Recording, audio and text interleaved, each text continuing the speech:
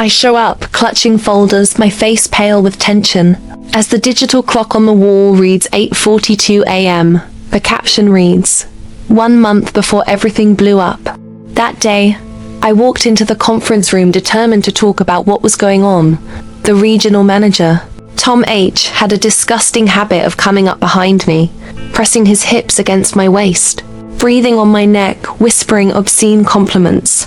It started as silly jokes at office parties but escalated into explicit touching, late-night texts, and invitations to come over to his apartment just to relax after work.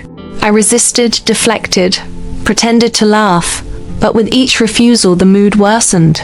My co-workers noticed, but they just rolled their eyes or exchanged knowing glances, as if I were the one who was overreacting. When I finally plucked up the courage to report it to HR, they looked at me with that uncomfortable half-smile, wrote it down on colored pads, and said they would monitor the situation. 2 days later, rumors began to circulate that I was emotionally unstable, that I needed therapy, that I was chasing married men. I started eating lunch alone. Emails with critical tasks started arriving too late for me to complete them, and soon came the formal warnings. Late delivery of reports, defensive attitude with superiors. It was a Machiavellian plan to weaken me, and they executed it with surgical coldness.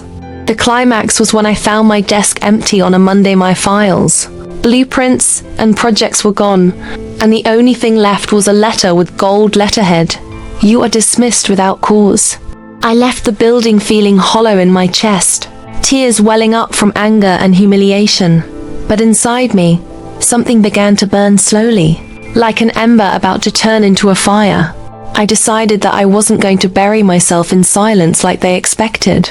I spent weeks searching through my personal backups, discovering that I had accidentally saved automatic recordings of video calls, audios of meetings in which Tom made explicit jokes, screenshots of indecent conversations. It was the trigger for something much bigger. I began to assemble my arsenal with the precision of a vengeful surgeon. Every night, until the wee hours, I reviewed the automatic backups on my cell phone and old laptop. I discovered embarrassing audios, short excerpts from meetings where Tom would say, with that disgusting laugh, that some women are only good for warming the chair and spreading their legs. I got screenshots of messages sent outside of working hours, invitations for drinks filled with innuendo. Even the HR reports, sent by mistake as a blind copy to my personal email, were saved. They confirmed that they knew everything and had chosen not to escalate the problem. In less than 3 weeks, I put together a digital dossier with more than 300 pages and hours of recordings. The lawyer I hired, a thin guy with a calculating look, specialized in corporate harassment, widened his eyes when I showed him the material. He said that he had rarely seen a case so well documented and so rotten. We filed the lawsuit quietly, without much fanfare, but the legal notices dropped like a bomb at the company headquarters. I received frantic calls from former colleagues, trying to understand what was going on and offering a friendly ear. I didn't fall for that trap. Tom disappeared from social media, and rumors began to spread that he was having a nervous breakdown. Meanwhile, my story began to spread around the market from the very mouths that had previously called me crazy, no longer as gossip, but as a warning. Other women from different departments sent me confidential messages telling similar stories, describing unwanted touching, dirty jokes, and indecent invitations disguised as networking. My lawyer gathered these statements into additional attachments, and the company, which had previously treated me as an expendable extra, began begging for an out-of-court settlement. I declined the first offer. It was a reasonable amount, but they wanted me to sign a brutal confidentiality agreement, forbidding me from even mentioning that the affair had existed. I took an almost cruel pleasure in refusing, watching their legal representative's face drain of color. I made it clear I would speak out if necessary, and they knew I had the evidence. That's when they came up with a sum so high that even my lawyer gasped when he read the proposal. But I wasn't just after the money. I asked for additional clauses, mandatory board participation and ethics workshops that I would teach myself, and large donations to organizations that combat corporate harassment, with my name on their annual reports. The day I signed the agreement was strange, almost anticlimactic. The lounge of their law firm looked like an expensive mausoleum, its polished marble reflecting the cold light of the chandeliers. As I slid my pen across the contract, I could see the general counsel watching me from across the desk, his jaw clenched as if he were about to vomit. As the last stamp descended on the paper, I felt a dark pang of victory, but there was no relief. I knew it wouldn't erase what I had endured, or the disgusted looks I would still face every time the subject was mentioned. But it changed me. I left that moment a different person, certain that I would never let anyone make me feel small again. And it didn't stop there. I used some of the money to fund certifications, and I obsessively studied advanced techniques in leadership, compliance, and organizational culture. I spent months traveling the United States, attending seminars that shaped CEOs and boards of directors. I walked into rooms full of men in ties, many with the same condescending smile that Tom displayed, smiling. I took detailed notes, participated in group activities, and asked uncomfortable questions. At a certain point, they stopped seeing me as an intruder and started seeing me as an expert. Soon, I was being invited to give internal lectures, first at smaller companies, then at giant multinationals. The most ironic thing was to receive the invitation from the very company that had tried to bury me. They wanted me to train their executives to avoid new lawsuits, improve the environment, and of course, clean up their image in front of investors. I accepted, not out of generosity, but because there was no greater humiliation than watching me give speeches about respect and ethics while they were forced to take notes and smile for corporate photos. At the first lecture, I saw familiar faces in the audience, former colleagues who had whispered about my supposed instability. The president of the American division was sitting in the front row, pen shaking in his hand.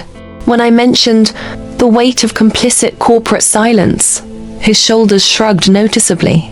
I drew up charts showing profit declines at companies involved in harassment scandals. I showed data, statistics, short stories of victims, no names, but each one sounded dangerously familiar. I felt a power I never imagined I had. After the talk, a small group of employees came up to me to thank me. Some had teary eyes, confessing that they had been through similar situations. I exchanged business cards, promised to keep in touch. At the hotel that night, I sat in front of the bathroom mirror, examined my face in the harsh light, and realized that there was no fear there anymore, only an almost brutal steadiness. After that first round of talks, my schedule exploded. Compliance agencies called me almost daily, wanting to include my name in training programs that would be shown to thousands of employees, recorded in institutional videos of best practices. Multinational banks began asking me to conduct private workshops aimed exclusively at senior management, fearing that cases like mine would be repeated and devastate their shares on stock exchanges sensitive to ethical scandals. I accepted, but imposed strict conditions. I would not sugarcoat the language. I would not allow us to omit shocking examples, and I made a point of including uncomfortable role-play sessions, where the executives themselves had to act out toxic approaches and then feel firsthand the impact of words that they had previously considered jokes.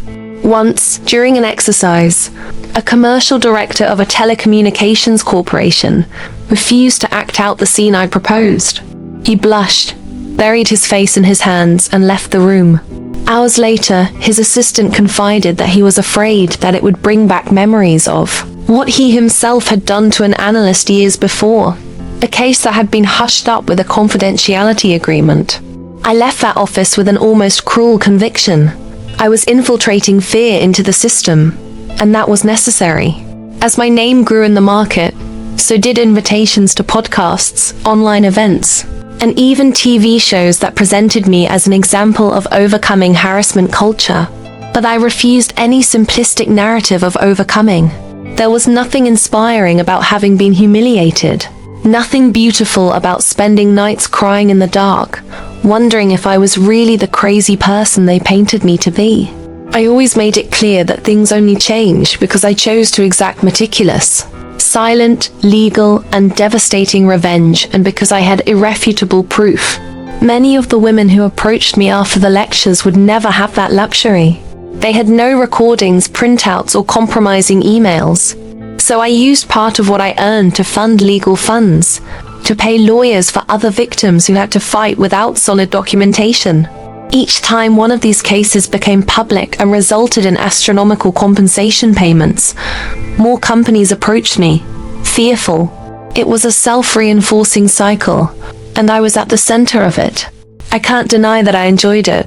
When, years later, I was called to train the new CEO of the same company where it all started, the one that had fired me without just cause, I accepted without hesitation.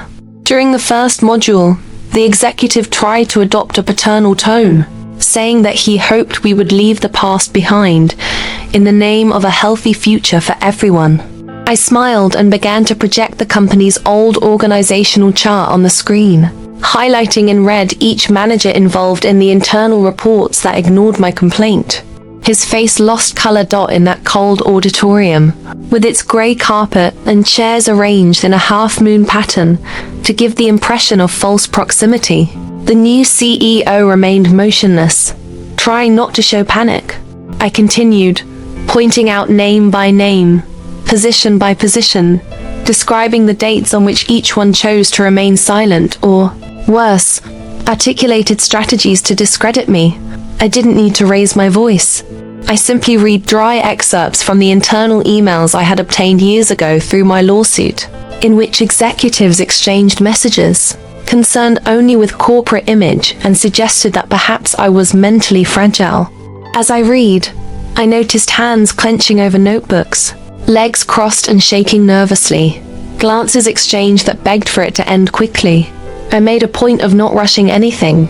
I also showed updated statistics on the indirect costs of labor lawsuits for harassment, the skyrocketing female turnover rates, the number of qualified resumes that the company had stopped receiving after the scandal. It was a surgical attack that was as personal as it was. I was not only destroying their public reputation, but also undermining their managers' self-confidence, eroding the sense of security they had previously used as a shield to maintain their arrogance. When I finished, the CEO took a deep breath and called for a short break. I calmly left the room, grabbed a glass of ice water in the hallway, and stared at my reflection in the mirrored glass wall. I no longer recognized the woman from the past who would tremble when her cell phone vibrated with an obscene message from her boss. Now I was dominating entire rooms, shaping corporate cultures through fear of exposure, holding their reputation hostage to my narrative. When we returned, I continued the training as if nothing had happened, talking about whistleblowing protocols, anti-retaliation policies, and transparent compliance structures. But each sentence was loaded with a violent subtext. I could, at any moment, reignite the scandal and bury careers. In the days that followed, internal memos touting the importance of training circulated. CORPORATE notes congratulating the company on its new era of integrity. I laughed to myself in the car as I read them. I knew there was no genuine virtue. It was pure self-preservation. When I left that contract, I left behind me tamed executives, directors who would avoid crossing the line not out of sincere regret, but out of fear of making the next headline. I caught the flight back with a folder of additional reports and a list of new consulting invitations. As the plane sped through the night sky, I felt the pent-up flutter in my chest. Not peace, not relief. It was something colder and more enduring. The knowledge that from now on, they would always be looking over their shoulder. The domino effect began soon after that contract. My lectures were mentioned in annual reports that the companies themselves sent to investors to prove that they were committed to profound cultural changes. I appeared as an independent consultant, my name prominently displayed alongside reduced turnover rates and internal audit graphs, which indicated temporary drops in reported incidents. But leaks also emerged small articles on financial portals and corporate blogs that described, in an almost sensationalist way, the tense sessions I led. Some articles spoke of the embarrassment on the faces of directors, how they squirmed in their chairs when they were forced to participate in simulations that exposed harassment behavior, or when I projected, in absolute silence, real phrases exchanged in their own internal emails, retrieved with judicial authorization in past cases. This whispering in the market became my main tool. The fear of being the next to have their conversations broadcast on a big screen caused many executives, without genuine ethical conviction, to at least pretend to be decent. I began receiving direct calls from company presidents wanting to close preventive training courses, practically begging me to protect their names before anything came to light. I accepted each contract under strict conditions, my own audits, complete freedom to choose examples, with no clauses that prevented me from mentioning previous cases. Even if I didn't mention specific names, the weight loomed large. At one of the companies, during a workshop in Dallas, a pale and tense HR director came to me after the closing and burst into suppressed tears. She said she had been instructed to ignore similar complaints in order to protect senior executives' bonuses, but that after seeing my modules, she started documenting everything herself on an encrypted personal drive, fearing for her career. I gave her my lawyer's contact information. I knew that this could soon turn into another case, another silent lawsuit, another large donation to organizations that I myself recommended. Meanwhile, my private life adjusted to this new level. I ended up living in hotels for months on end, with my suitcases always half-packed, standardized rooms that held no old memories or sentimental ghosts. In the rare intervals, I would return to a loft I had bought outright, isolated at the top of a building with glass walls, from where I could see the city pulsating below, like a distant organism. Inside, there was only the sound of my keyboard, reports and contracts piled up on wide tables, silent ornamental plants, no old photographs. I learned not to miss what I had left behind, nor to wish to rebuild pieces of a past that had only served to mold me into a blade. Sometimes I would wake up in the middle of the night with my cell phone vibrating with notifications of new cases, companies fearing they would be dragged into the same quagmire I had exposed others to. I read each message with professional coldness. It was my cycle, my forge, my continued revenge. As time went by, my reputation grew to the point of becoming almost a corporate myth. At closed events, I heard reports of directors warning each other to not let her name cross our files, as if I were a death sentence for the bureaucratic tranquility that had always protected them. This fear became capital. I exploited it shamelessly. At each new company that hired me, I made a point of conducting audits that went far beyond the pasteurized slides of organizational culture. I combed through turnover histories, cross-referenced data from complaints to external ombudsmen, and even used professional social networks to track suspicious patterns in the movements of managers who left one company for another shortly after uncomfortable rumors. This wasn't just consulting, it was a cold, methodical way of exposing corporate viscera. Once, during an intensive program at a pharmaceutical giant in Chicago, I asked them to give me unrestricted access to internal reports. The VP of operations laughed nervously, thinking I was bluffing. When I showed him the contractual clauses he had signed, he realized his mistake.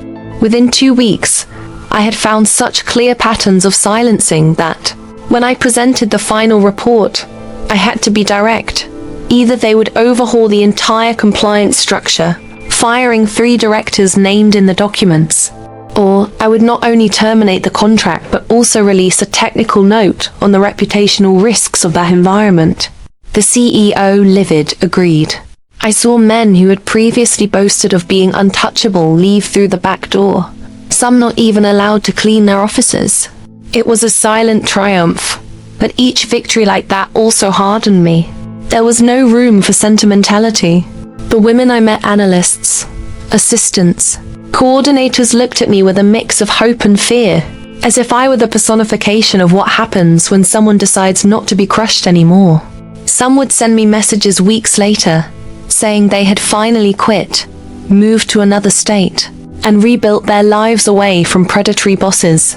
I responded in short, almost mechanical sentences, because I had learned that too much emotional involvement could erode my coolness, and without it I would not be able to sustain that role. Meanwhile, new contracts arrived from other sectors: investment banks, hotel chains, logistics conglomerates. They all wanted to protect themselves, to train their executives to feign virtue before the next bomb exploded. I accepted, charged high fees, made sure to maintain every clause that allowed me total control over the content of the training. When I finished, I left an uncomfortable legacy: the knowledge that now there was someone who would not hesitate to open their box of secrets if necessary. This was my ongoing form of revenge, not with empty scandals, but with power sustained by the threat of meticulous destruction. Over the years, I've developed an almost clinical sense for sniffing out fear. No matter how polite a VP's smile was when he shook my hand, or how many times he repeated empty phrases about transforming the company culture, I could tell when it was just a veneer trying to hide the panic of having his flaws exposed. I learned to watch micro-expressions, the involuntary furrowing of an eyebrow, the thumb brushing against his index finger in suppressed anxiety, and use them as a barometer to gauge how much pressure I could put on. At a shipping holding company, during a panel I was leading on bullying and psychological manipulation in the workplace, I noticed the coup lose his voice completely when he tried to refute a statistic I presented. After that meeting, I requested specific audits of his department. 3 months later, the board removed him, for personal reasons, while my consulting firm was renewing its contract to monitor the environment for the next 2 years. This pattern became the norm. I was no longer hired just to put out reputational fires, but to implement permanent surveillance structures. I created independent reporting channels, appointed third-party companies to audit sensitive complaints, and made a point of participating in the selection of professionals who would conduct internal interviews. I wanted to ensure that there were no loopholes through which cases would slip through, as they had when I was the victim. The cruelest thing, and at the same time fascinating, was realizing that these executives, who had once laughed at my pain or classified it as female hysteria, now treated me with an almost servile care. They avoided contradicting my suggestions, met exact deadlines, and sent additional reports without my asking, in an almost desperate obedience. On the surface, they maintained the public discourse of commitment to ethics, but I saw the real driving force in their eyes: fear. And that was what drove me too. At night, alone in the loft, reviewing data on luminous screens, I reflected on how much I had changed. Gone was the naive spark that believed that good would triumph due to some higher moral principle. What existed now was strategy, the hard understanding that the only language that large corporations respect is that of calculated threats to their profitability and image. In silence I made plans, built lists of companies that could be my next targets, not because they had necessarily caused me direct harm, but because I knew that their fetid secrets would soon emerge, and I would be there, ready to negotiate the cost of silence or exposure. The cycle had no end, and I no longer sought for it to have one. It was the purest and most continuous way of ensuring that no one would ever again put me against the wall, whispering vile things in my ear under the comfortable protection of unpunished power. My routine became a dance of airports, luxurious meeting rooms, and silent hotels that felt more like sterile capsules where I rested my body but never my mind. My suitcases were no longer temporary. They were my mobile home. In each city I landed, the pattern repeated itself. Executives lined up in dark suits waited for me in shiny lobbies, tense handshakes, attempts at small talk that I ended with straight, unsmiling looks. They understood immediately. The act of cordiality ended, giving way to the submissive posture of those who fear that their dirty past will come to light. When I led workshops, I noticed people looking away, necks stiffening in an attempt not to show guilt. I no longer needed to cite specific cases. The market had done that work for me. My name circulated like a whisper of ill omen. If I showed up, it would be because there was a real risk of exposure, of devastating lawsuits, of headlines that would make stocks plummet. And I cultivated this myth with discipline. Each new contract came with clauses that gave me almost unlimited access to internal documents under the guise of creating customized reports. In practice, I was collecting ammunition. I knew that a company without corporate skeletons was as unlikely as an old building without hidden cracks. All I had to do was be patient, rummage through spreadsheets, dig through HR records, until I found that poorly written email, that poorly filed minutes, the testimony of a junior employee who had been silenced by a convenient promotion or transfer. When I found the thread, I pulled until the whole ball came out. The effect was always the same: a silent rush behind the scenes to fix policies, revise contracts, and offer silent deals to anyone who might potentially speak out. Meanwhile, I was paid to oversee the ethical renaissance they touted in enthusiastic press releases, as if they had suddenly discovered moral values. I never publicly challenged this hypocrisy. On the contrary, I fueled it. The more they announced to the market that I was there to lead the process of cultural cleansing, the more shares rose. Investors breathed a sigh of relief, and analysts praised my commitment to a sustainable future. All of this inflated my own value.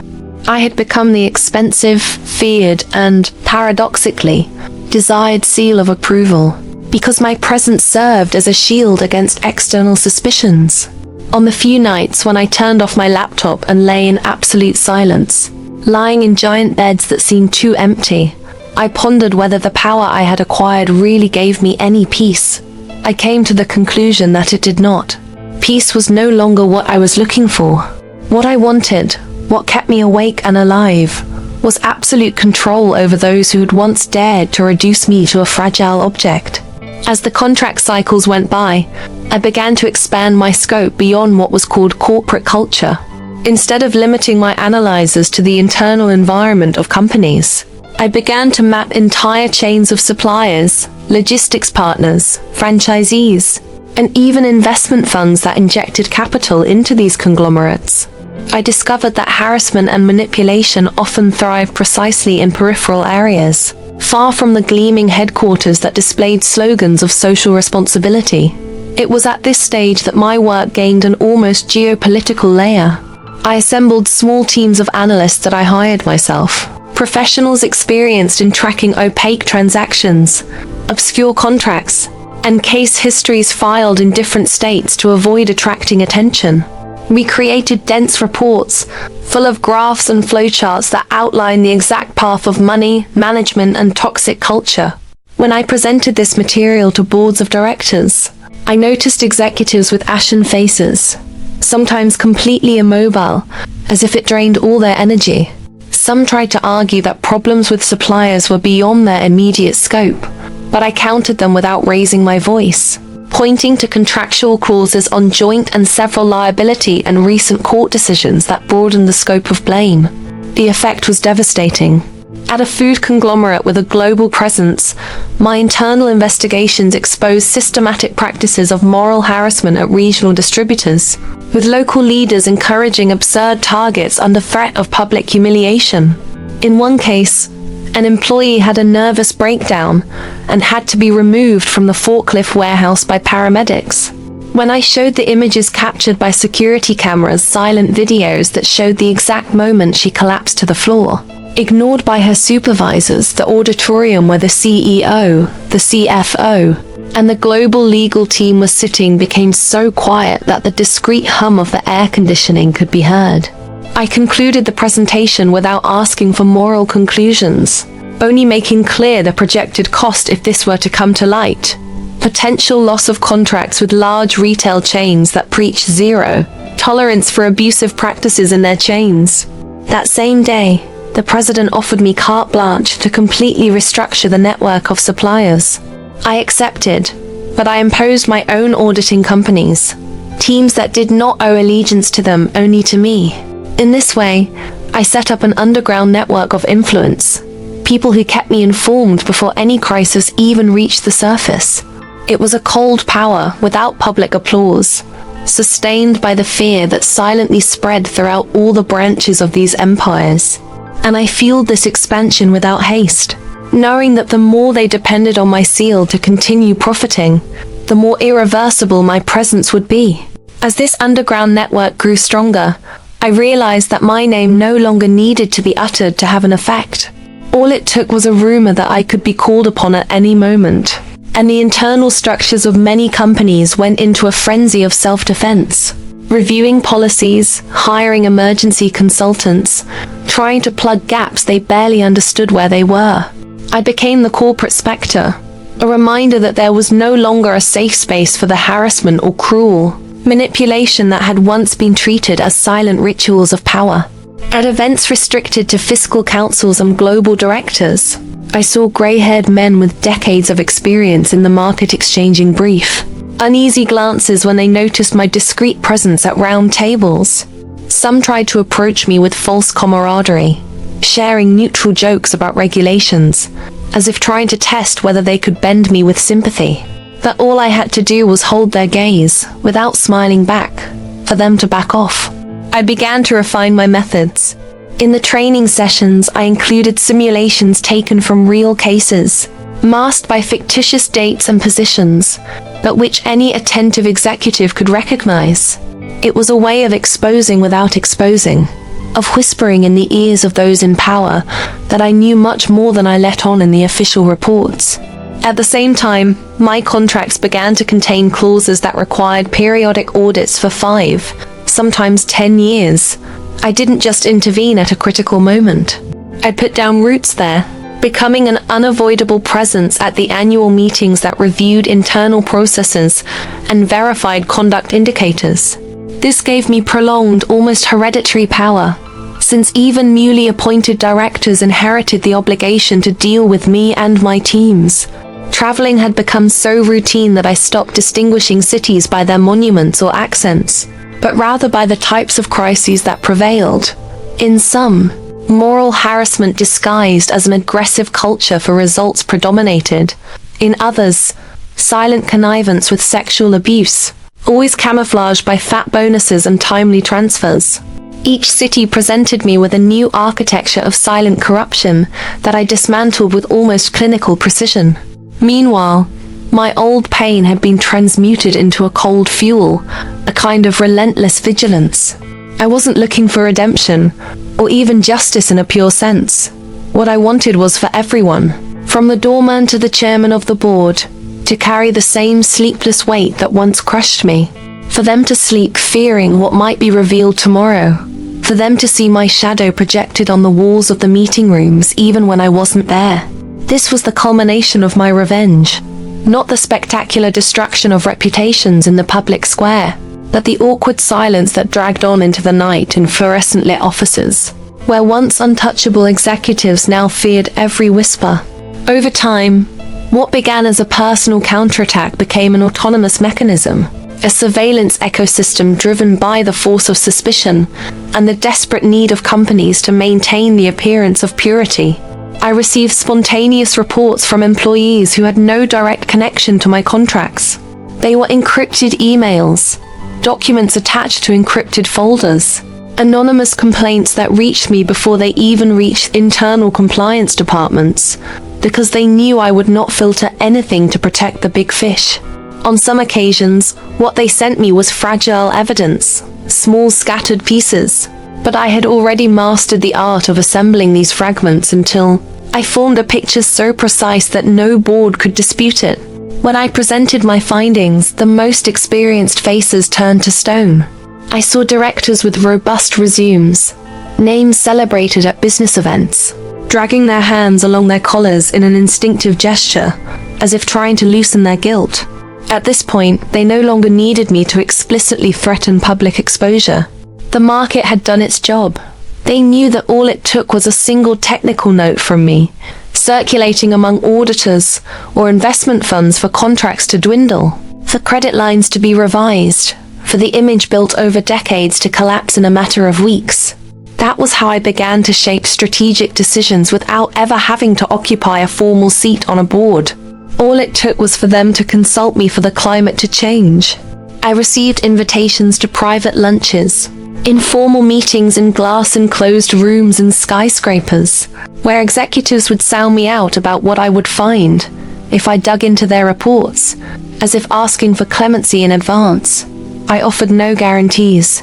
I kept quiet where it suited me, but I made it clear that anything could emerge, depending only on how much they decided to cooperate with the profound reforms I imposed. Thus, I created a system that feeds on the very fear it generates. Meanwhile, I continue to travel from city to city, hotel to hotel, with the same leather suitcase marked by scratches from so many airports. My personal life had become a distant, almost irrelevant echo. I didn't build emotional ties because I understood early on that what I did required a certain shielded solitude, free from hesitations that could be exploited. The closest thing to intimacy I experienced was with my own memories, mentally revisiting the woman who once cried in a corporate bathroom, crushed by the certainty that no one would hear her.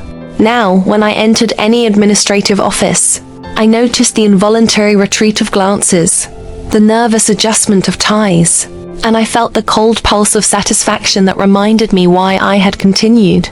Revenge was no longer limited to those who had humiliated me. It became revenge against an entire system that normalized abuse under expensive contracts and toasts at cocktail parties. Busy schedules became my natural habitat. I walked down hallways with thick carpeting that muffled my footsteps, auditoriums with high ceilings where voices echoed too much, boardrooms that could hold dozens of people, but where everyone felt cramped by the uncomfortable presence of what I represented. In each of these environments, I adopted the same posture, distant, observant, almost impassive, which intensified the anxiety of those waiting for my conclusions. I didn't need to raise my tone or impose urgency. All I had to do was open folders with dense reports, data collected from sources they had no idea existed, to see hands shaking as they twirled pens, executives trying to hide their anxiety by arranging papers, or pretending to read irrelevant notes. I began to realize that, in essence, they were all the same, regardless of country, language, or sector. Men accustomed to absolute power, who treated reports of harassment and abuse as administrative risks to be calculated, and not human tragedies. I saw this as fertile ground for my meticulous game. Each meeting was another opportunity to sow fear, to make them complicit in their own fear. I didn't offer simplified solutions.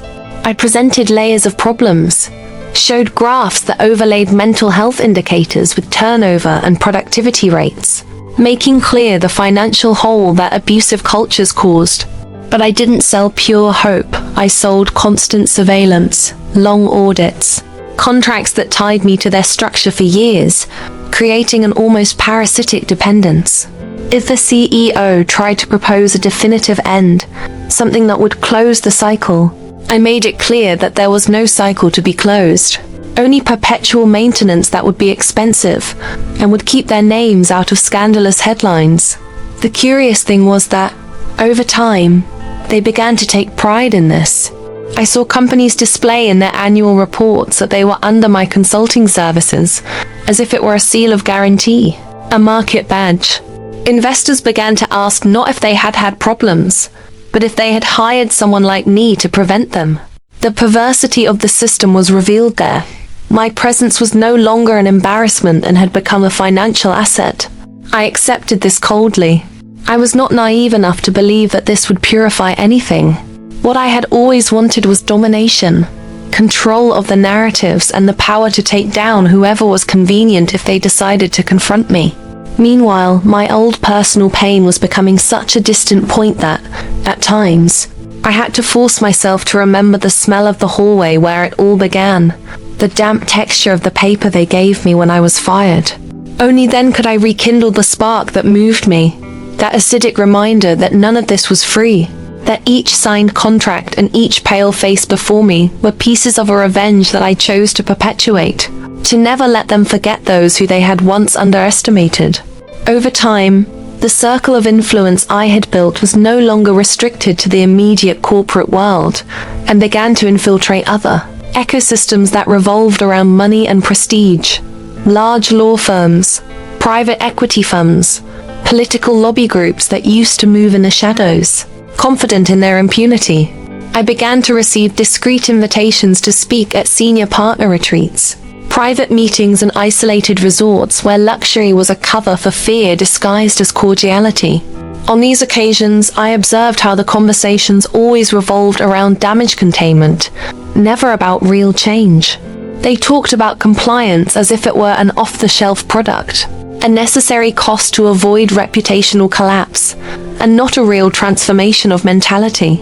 I fed this cynicism with method. I showed reports, detailed procedural flaws that made the proliferation of harassment and humiliation inevitable. But I did so with the coolness of someone handling surgical instruments.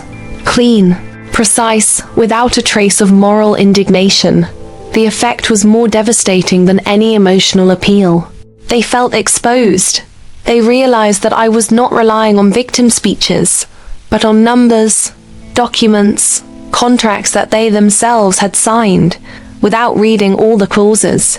In one of these meetings, a senior partner of $1 billion fund approached, wine glass in hand, voice low, asking what he could do to completely shield the group. I smiled restrainedly, just enough to make it clear that there was no such thing as perfect shielding. Any attempt to silence voices or manipulate processes carried the risk of falling into my hands. I saw the crease appear between his eyebrows, an almost imperceptible muscle that betrayed his discomfort. From there came even more extensive contracts, permanent consultancies, audits carried out by teams of mine that began to subtly integrate themselves into the routines of these conglomerates.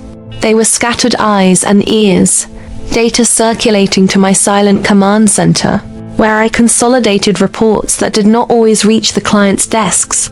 I kept whatever was convenient for the future, a potential bargaining chip, a trigger ready to be pulled if any of these market titans decided to try to suppress me or tarnish my name. Thus, the former victim who cried alone in corporate bathrooms began to silently dictate the pace of million-dollar decisions. There were no sensationalist headlines to tell this part. It was all submerged, protected by confidentiality agreements that they themselves insisted on signing, fearing what might happen if my work were abruptly interrupted.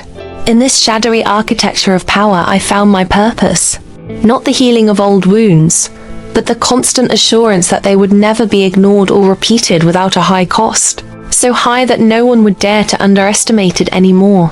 The years passed by almost without me noticing, marked not by special dates or vacations, but by new contracts, increasingly extensive reports, and confidential data that began to circulate as if they were part of a living, breathing web, sustained by the collective fear of everything I could reveal.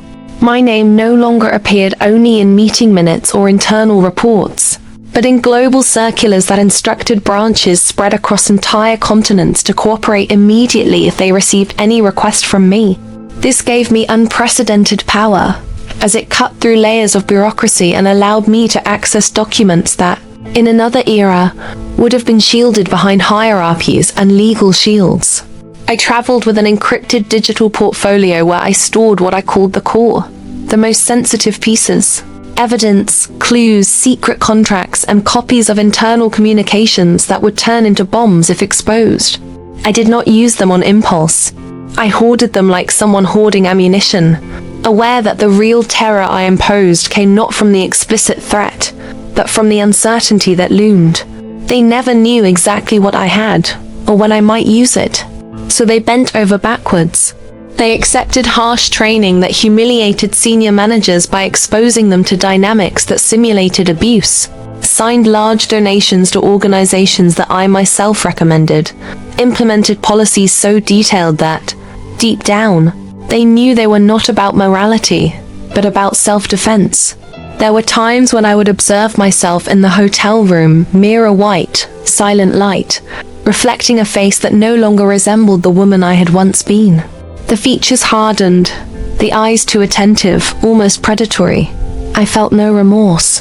What I had done to them, this mass of executives always tense when talking to me, always reviewing emails before sending to make sure nothing could be misinterpreted, was the exact reflection of what they had once tried to do to me. But they failed to silence me. I had become something much greater than they had expected, an invisible force that now controlled financial destinies and reputations. This gave me a satisfaction that was as cold as it was constant. I did not seek gratitude from future victims, nor even public recognition. What I wanted and maintained almost religiously was silent domination. That electric feeling when I walked into a room and noticed the air change just by my presence. The slight contraction of the director's jaws. The nervous adjustment of their jackets. They did not need to like me, much less applaud me. They only needed to fear, respect, and follow each recommendation with the same urgency that a body reacts to the touch of a cold blade on the neck. There came a point where I began to receive offers to sit on formal boards, to sign contracts that would give me a seat in decision-making groups alongside presidents and majority shareholders. I turned them all down. I did not want to be a fixed part of any structure. Being tied to it would mean sharing responsibilities, giving up the external and relentless gaze that I had cultivated with such rigor. Remaining independent was the key to keeping them fearful of what I might discover, never being sure whether I was there as a consultant or a potential executioner. Maintaining this position only increased the whispered terror in the marble corridors and mirrored rooms, where multi-billion-dollar contracts were discussed. On each trip, the pattern repeated itself. Discreet drivers picked me up at the airport, took me to hotels where they already knew exactly what my logistical requirements were.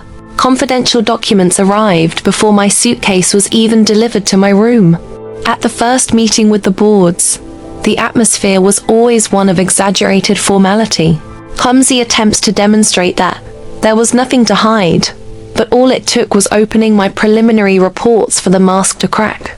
I would reveal inconsistencies in invoices, human resources records that indicated suspicious departures of employees shortly after being rejected for promotions, or testimonies collected in anonymous ethics programs that had never reached the highest floors.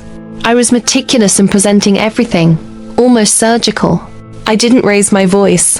I didn't dramatize. I just highlighted cold data, comparative graphs and timelines that outlined the pattern of negligence. This cut much deeper than indignant shouts. The terror came from the realization that the whole story was there, mathematically proven, impossible to refute without exposing oneself even further. Some tried to buy silence by offering higher amounts than the original contracts, bonuses camouflaged in ambiguous clauses. I always refused, explaining with the same icy calm that I didn't need money to keep quiet, because silence was never the product I sold. What I offered was exactly the opposite, a chance to restructure everything before it was too late, as long as they gave me full control over the process. They accepted not out of conviction, but because they had no alternatives. So I worked out agreements that allowed me to audit entire systems, install my own compliance teams within theirs, create direct channels for complaints that came to me before even going through the internal ombudsman offices. I wasn't a traditional service provider. I had become a peculiar kind of shadow authority, whose power came not from official statutes, but from the fear my name carried. And that was infinitely more effective than any formal position could offer. As time went on, I realized that the true extent of my power lay not in the contracts I signed, the meticulous reports, or the audits that paralyzed entire corporations. What really cemented my influence was what I never said outright. The void of possibility always held more power than any overt threat. When I sat before global boards with their CEOs, CFOs, and legal heads lined up around long, dark wooden tables, I deliberately left small silences between sentences. These gaps were not oversights. They were spaces they themselves filled with their worst fears. Each of them knew secrets that I didn't even have to reveal for anxiety to set in, gnawing away at me. I began to cultivate these silences with an almost artistic pleasure. In meetings, I would present data that connected in such an incriminating way that all it took was a slight arch of an eyebrow for the discomfort to break out in a cold sweat. In some cases, I would notice executives shifting restlessly in their chairs, casting quick glances at colleagues as if calculating which of them would crumble first if the narrative came to light. This dynamic became even more intense when I would bring up didactic examples from other companies' stories, generic enough to protect identities, but detailed enough for any guilty mind to see itself reflected in them. That was how I consolidated an irreversible psychological dominance. I no longer needed to gather evidence against everyone. The weight of what might exist was enough. This terror was not confined to the financial centers. It began to permeate regional units, satellite offices, and remote branches that received internal communications, warning of the level of scrutiny my team imposed. Middle managers, accustomed to running their own fiefdoms of silent abuse, began to fear surprise visits, cross-cutting audits, an unannounced questionnaire that exposed practices that had previously been swept under the corporate rug.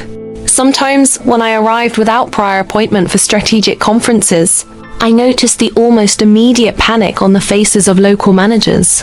The nervous stumble in their speech, the fake smile that would fade at the first concrete piece of information I threw on the table. This was the fuel that fed the entire structure I had created, not a culture of ethics by virtue, but a system of self-restraint driven by the constant fear of falling into my hands. I silently watched these powerful men and women juggle to appear correct, review internal processes, create urgent committees, and feign genuine concern, all to keep my final report favorable and, by extension, protect the value of their shares and their own seats. This mechanism became so intricate that it began to feed back into itself without my direct effort. I no longer needed to seek contracts or prospect companies. They sought me out even before they needed me, fearing that I would be the next piece in a scandal that could tarnish years of market construction. In meetings, I received ready-made lists of internal processes that begged me to review, offered unrestricted access to databases, even complete administrative credentials for internal systems, as if inviting me to dig into everything before anyone else did. This submission did not spring from lofty principles. It was pure corporate survival instinct. Many of these directors, with their faces marked by decades of million-dollar bonuses, carried such heavy stories that a single deviation was enough to make them fall from the comfortable position they had built at the cost of silencing others. I knew this. That is why I maintained my meticulous method, calculating each sentence, each pause, measuring how much to reveal and how much to merely insinuate. Over time, I formed advanced units within large conglomerates, teams that reported directly to me and operated as autonomous cells. They weren't there just to comply with formal protocols. They were tasked with collecting honest impressions, tracking unusual patterns in layoffs, analyzing financial flows that could indicate silent compensation payments to cover up problematic cases. We built algorithms that cross-reference data from entire sectors, generating automatic alerts whenever signs of anomalies linked to moral or sexual harassment or discriminatory practices emerged. This system became a kind of dark oracle that anticipated crises months before they exploded in court or newspapers. It was a power that not even the highest boards could measure. All of this translated into more contracts, more dependents, more requests for me to personally lead critical meetings. On these occasions, I could feel the atmosphere tightening before I even opened my mouth. Assistants would change their posture. Analysts would type more slowly, as if they were afraid that every word could be filtered by me. It was not uncommon for a vice president, trying to protect himself, to spill information about colleagues during informal breaks, fearing being dragged into complicity. I absorbed it all in silence, knowing that even these desperate gestures served my greater purpose. The coolness with which I conducted each interaction was becoming legendary. They whispered that I had no life outside of the office, that I didn't carry personal photos, didn't display rings, didn't make plans for parties or vacations. It was almost true. My world had become this infinite chessboard where pieces moved to the rhythm of fear, and I preferred it that way. The past in which I had begged for justice no longer existed. Now, They were the ones begging not for justice, but for clemency, hoping that my reports did not contain the truths capable of shattering empires. There were nights when, alone in the upper room of some luxury hotel, watching the city spread out like a luminous carpet at my feet, I wondered if this would ever end. The answer came almost immediately. Cold. Inevitable. No.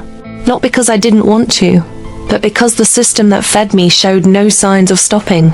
Every time a scandal broke out in another corporation, even without my direct involvement, urgent invitations would appear.